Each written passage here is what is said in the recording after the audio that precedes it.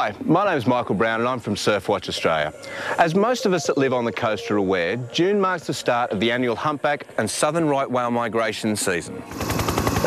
At SURFWATCH, we've been out over the last couple of weeks monitoring the migration, and the good news is those whales are well and truly on the move. Over the coming weeks, we'll be following the whales from Tasmania to Hervey Bay in Queensland, drawing on the expertise of scientists and conservationists to reveal how and why whales migrate each year, including some of the dangers they'll be facing along the way. And you'll be able to follow the whale's journey here on the National Geographic Channel and on our website as well.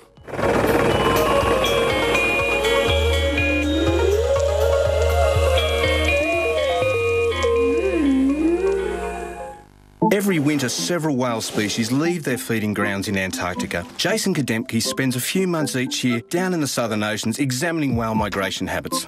Whales are migratory mammals. They spend their summer times feeding in Antarctic waters on very small crustaceans called krill. They leave Antarctic waters during the winter to breed and to give birth in the warmer waters off the Great Barrier Reef. There are a number of different species that make the migration, including humpback whales and southern right whales. Southern right whales have white patches along their head called callosities. These are not seen in humpback whales. Humpback whales have very white undersides, and the humpback whale has incredibly long pectoral fins, reaching about 15 feet. The migratory journey that humpback whales undertake every year from the Antarctic to the Great Barrier Reef is a total return distance of about 10,000 kilometres.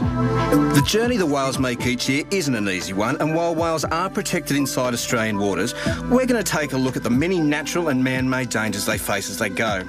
Marine scientist Francisco Nera monitors marine life along the southern corner of Tasmania. The Department of Conservation in Tasmania have a monitoring program in which they hire aircraft and pilots in order to identify species and count them.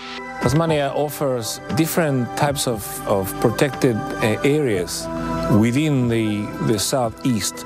Lots of small islands, small embayments. They're deep enough and they have higher temperatures than the ones you encounter down south. Whales will be attracted to these places for resting maybe a few days or so.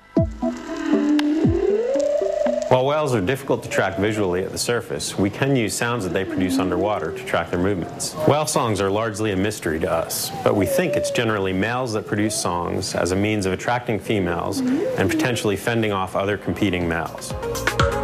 We can use the acoustic recordings from these devices to identify different species of whales, when they're in the area, and perhaps even their migratory movements. Since sound can travel great distances underwater, and so many species of whale produce song, we know that acoustic communication is of critical importance to these animals. This leads to great concern over the potential impacts of man-made sound, like Navy sonars, seismic surveys, and shipping noise. This is a good example of how much we still need to learn about our oceans. Join us next time when we'll be following the whales from Eden to Jervis Bay. You can get involved by going to the National Geographic Channel website, and don't forget to enter our competition where you could win a trip to Queensland's Hervey Bay.